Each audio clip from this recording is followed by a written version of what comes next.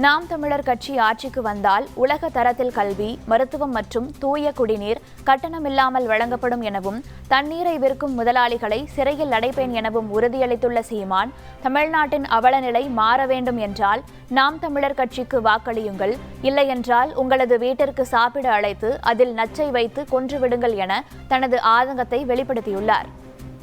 உலக தரத்திற்கு உள்ள கல்வித்தரத்தை உயர்த்திடுவேன். அப்புறம் மருத்துவம், பணக்காரனுக்கு நோய் வந்தா தனியார் மருத்துவமனையில் பார்த்து உயிரோட வீட்டுக்கு வரான். நமக்கு நோய் வந்தா பாடை கட்டி நேர சுடுகாட்டுக்கு போறோம். இதான் இங்க இருக்கிற மருத்துவத்தரம். மாத்திரம் எப்படி மாத்திரம்? நாட்டின் பிரதம அமைச்சருக்கு என்ன மருத்துவம் கொடுப்பான், நாட்டின் முதலமைச்சருக்கு என்ன மருத்துவம் கொடுப்பாங்க, நாட்டின் குடியரசுத் தலைவருக்கு என்ன மருத்துவம் கிடைக்கும், அந்த உயர்ந்த பதவியில் இருக்கிறவர்களுக்கு என்ன மருத்துவம் கிடைக்குமோ, தனியார் மருத்துவமனை எந்த தரத்தில் மற்றவர்களுக்கு மருத்துவம் கொடுக்குதோ வசதி படைத்தவர்களுக்கு, அதை நாமக்கல்லில் கடைகோடி ஒரு கிராமத்தில் இருக்கிற ஏழை தாத்தா பாட்டிக்கும் எளிய பிள்ளைகளுக்கும் கிடைக்க செய்வதுதான் முழுமையான மக்களாட்சி.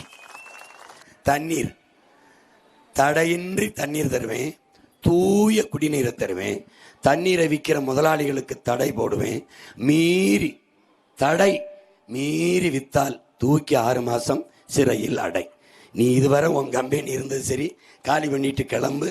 நாமக்கல் இல்லை, நீ திருச்செங்கோடு இல்லை, குமாரபாளையம் இல்லை, எங்கே இருந்தாலும் எங்கள் ஆத்தாளப்பனுக்கு முறையான தூய குடிநீரை நானே குழாயை போட்டு அங்கங்கே கொண்டு போய் பிடிச்சிக்க, உன் பிள்ளை தரேன், ஒரு சொட்டு நஞ்சு இருக்காது, கலப்படக்காது, தூய நீர் நானே கொடுத்துருவேன்.